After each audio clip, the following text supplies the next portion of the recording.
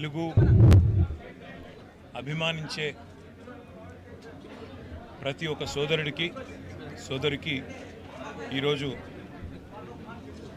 జరిగిన నష్టం సామాన్యమైంది కాదు. ఎందుకంటే తెలుగు పత్రికా రంగంలో, తెలుగు ప్రసార మాధ్యమాల్లో ఒక విప్లవాత్మకమైన మార్పుకు బీజం వేసిన మహానుభావుడు గౌరవనీయులు శ్రీ చెరుకూరి రామోజీరావు గారు. ఆయన ఈనాడు అనే పత్రిక స్థాపించిన తర్వాత తదనంతరం ఈటీవీ ద్వారా మళ్ళీ ప్రసార మాధ్యమాల్లో ఎలక్ట్రానిక్ మీడియా యుగంలో కూడా తనదైన ముద్ర, ఒక ప్రొఫెషనలిజంతో, ఒక విలువలతో కూడిన జర్నలిజానికి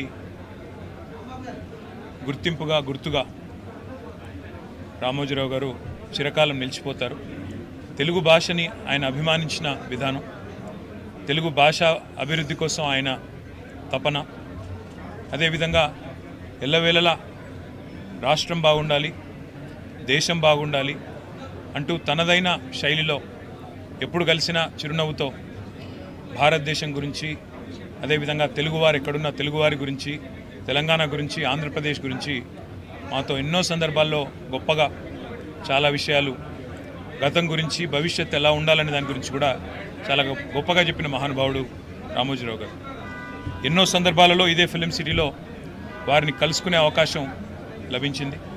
చాలా సందర్భాలు గంటలు వారితో కూర్చున్నప్పుడు ఒక మొబైల్ ఎన్సైక్లోపీడియా లాగా మొదటి నుంచి భారతదేశ స్వాతంత్రానంతరం నుంచి ఈరోజు వరకు చరిత్ర ఎన్నోసార్లు ఆయన నోటి వెంపడ విన్న ఒక అదృష్టం కూడా నాకు కలిగింది.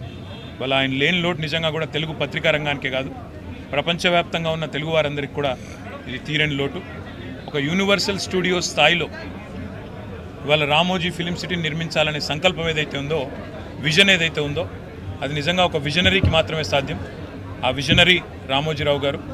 ఆయన ఇవాళ భౌతికంగా మన మధ్య లేకపోయినా ఆయన జ్ఞాపకాలు, ఆయన ఆశయాలు, ఆయన యొక్క ఆలోచనలు తప్పకుండా భవిష్యత్తులో కూడా మనందరికీ స్ఫూర్తినిస్తూనే ఉంటాయి.